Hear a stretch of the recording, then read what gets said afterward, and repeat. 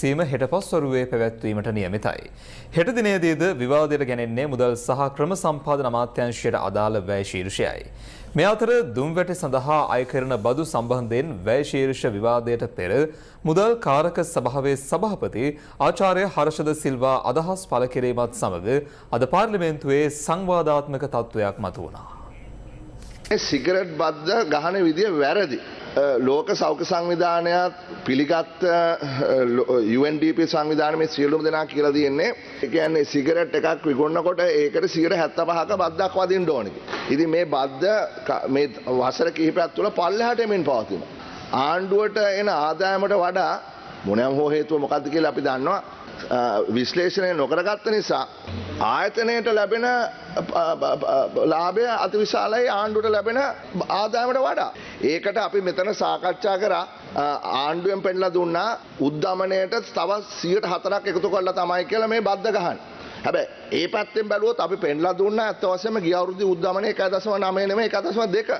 එහෙමනම් ඔය බද්ද වදින්න ඕනේ 5.2ට 5.9ට නෙමෙයි. මේ ඩිස්ක්‍රපන්සි එක නිර්මාණය වෙනකොට අලුත් සිගරට් ඉදිරිපත් කළා ඒවට කට්ටියව අල්ල ගන්නවා.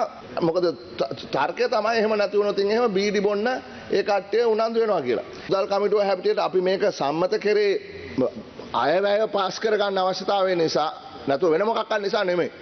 මේක බජට් එක පාස් කර ගැනීම සඳහා සිගරට් මේ සම්බන්ධයෙන් තියෙන එක පාස් කර දුන්නාය කියන එක මං හිතන්නේ සාධාරණ ප්‍රකාශයක් නෙමෙයි.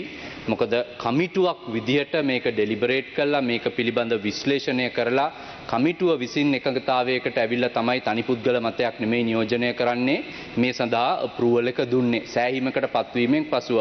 මම ප්‍රතික්ෂේප කරනවා ගරු ඇමතුමාගේ මතය. මම පාරක සභාවේ සභාපති වුණේ අද ඊයේ නෙමෙයි. මම පොඩක් කියන අවුරුදු 15ක් අපි සභාවලේ ඉඳලා තියෙනවා. ඔබතුමා ඉදිරිපත් කරපු හරයට මම හිතන්නේ අපි කවුරුත් එකඟයි. නෑ එතුමාත් එකඟයි. ඔබතුමා කියපු අර වචනයක් සම්බන්ධයෙන් එතුමා මතු කරේ නැතුව මේ සිගරට් ටැක්ස් එක සම්බන්ධව නෙමෙයි. ඔබතුමා මේ කාර්ය සභාවේ කරන සේවය අපි ගරු කරනවා. ප්‍රශ්නේ ආවේ අර ආණ්ඩුවට අයවැය සම්මත කර ගන්න ඕන නිසා සිගරට් ටැක්ස් එක සම්මත කර දුන්නා කිව්වම ඒක වෙන ඉම්ප්ලිකේෂන් එකක් තියෙනවා. ලංකාවේ ඉන්නවනේ නයි අරන මීඩියා ටිකකුත්. නමුත් මේ සිගරට් ටැක්ස් එකේ මැනිපියුලේෂන් එකක් තියෙනවා. මේකට ඉන්ෆ්ලුවන්ස් එකක් තියෙනවා කියන එක මම හිතන්නේ අපි කවුරුත් දන්න දෙයක්. ඒ නිසා මම හිතනවා හර්ෂ මන්ත්‍රීතුමා යෝජනා කර විදියට ඒ කාරක සභාවේ මන්ත්‍රීතුමාට මම හිතනවා මේක පුළුවන් කරගන්න කියලා බොහොම කන්ස්ට්‍රක්ටිව් ඩිබේට්ස් යන කාරක සභාවක්. මම මේ රතු පාටින් පෙන්නන්නේ අලුතෙන් ඉන්ට්‍රොඩියුස් කරපු සිගරට් එක. 24 වෙනකොට ඒකට තමයි ලොකුම මාකට් ෂෙයාර් එක තියෙන්නේ. හැබැයි 20 වෙනකන් එහෙම එකක් තිබුණේ නැහැ. ඇයි එහෙම වෙන්නේ? ආණ්ඩුව එකතු කරගන්න ආදායම අඩු වෙනවා. ඇයි ඒ තමයි ස්විච් කරගන්නවා කොස්ලි එකෙන් ලෝව කොස්ට් එකට. එතකොට මේ ස්විච් එක වෙන්නේ බ්‍රෑන්ඩ්ස් ඇතුලේ.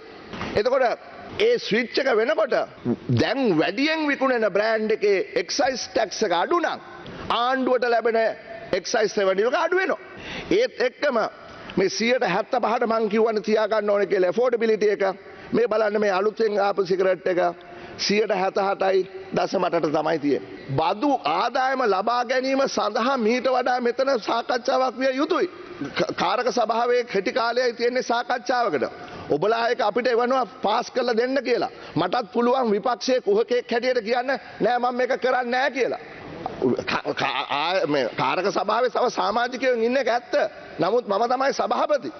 හරි ඉතින් ඒ නිසා අපි දන්නවා පාර්ලිමේන්තුවේ කොහොමද වැඩ කරන්න කියලා. අරු කතානායකතුමනි අපි දන්නවා ස්ථාවර නියෝග අනුව මුදල් කාරක සභාවේ සභාපති ධූරය විපක්ෂයට පැවරලා තිබෙනවා. හැබැයි විපක්ෂයට පැවරුණා කියලා ඒක වගකීම් විරහිතව හැසිරෙන්න බෑ. ඒ විදිහට කවුරු හරි කෙනෙක් කල්පනා කරනවා නම් අපි යෝජනා කරනවා එවැනි අත්දැකීම් ලැබුණොත් ඒ ස්ථාවර නියෝගය අත්හිටවල යන්න කියලා. ඒ ලැබිලා තිබෙන අයිතිය බ්ලැක්මේල් කරන්න තර්ජනාත්මක පාවිච්චි කරන විපක්ෂයට අයිතියකුත් නෑ ආණ්ඩුවට අයිතියකුත් නෑ. මේක කරා ගෝඨාභය රාජපක්ෂගේ ආණ්ඩුවක්. ඒගොල්ලෝ මෙතන ඇවිල්ලා සස්පෙන්ඩ් කළා තමයි අපිව පත් කරන්න නැතුව ඒගොල්ලෝ පත් කරගත්තේ. ඉතින් ඒ නිසා පූර්වාදර්ශිකුත් තියෙනවා. ඕන කෙනෙක්